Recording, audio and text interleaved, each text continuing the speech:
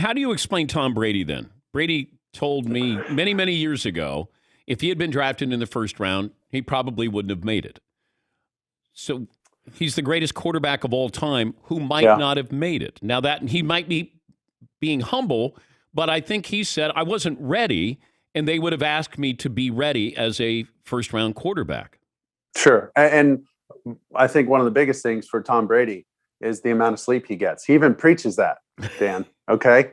Sleep. I mean, he's got to be on a sleep number. That guy's got energy for days. So I just wanted to throw that in there real quick. But there's just a lot of expectation when it comes to that first pick overall. There's so much expected of you that you're regardless of your circumstances, you're expected to do well. And here's a great example. When I'm at Sam Darnold's pro day and he's coming out of USC and they're like, I don't know, he might go to Cleveland, he might go here, he might go there. We're hoping he goes to the Jets like that would be so cool, USC to the Jets. And I'm talking with his parents and all that.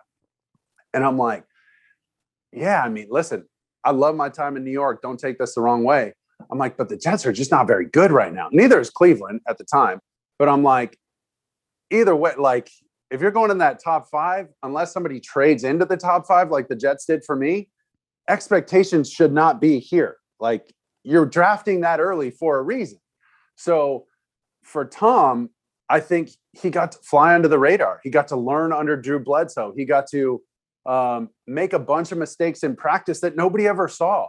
Maybe internally they corrected, obviously, but he got to run through situation after situation after situation against one of the best defenses perennially all the time, right? Before he even got out on the field. And that is invaluable when it comes to grooming a quarterback. You want reps. You want reps in real situations, not 7-on-7 or 7-on, air, passing lines and warmups. Those don't count. Like once you get to that level, come on, dude, that's just expected. You're in a pair of shorts and t-shirt and maybe a helmet. Like the ball shouldn't touch the ground. That's just the way it goes. That's just where we're starting. Okay.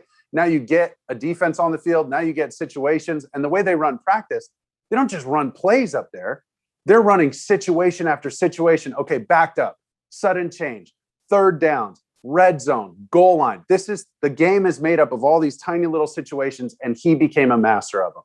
And now he's got this Rolodex in his head of playing against one of the best defenses that can take the ball away from you like that.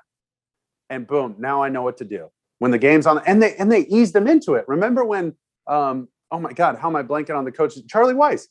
Charlie Weiss was running 2 back, drop back. Go look at his first Super Bowl win. He hit one big pass on a deep cross to Branch or somebody. Everything else was a check down to Kevin Falk. Everything else, the ball didn't travel over 6 yards. So I'm not saying that's easy. That's hard. That's really hard to do. But he did it. And then he got that confidence. And it was like, oh, I can do this. Now let me try and fit a ball in. Oh, okay, maybe that didn't work. Okay, let me fit a ball in here. Got it. Boom. I know I can do that. I remember this situation from practice, blah, blah, blah. And he just became a master. And he's got to be part cyborg, other than the one day he had a couple too many beers, right? Like this guy's just incredible. So he just became a master of those situations, and he had the time to develop in the right place.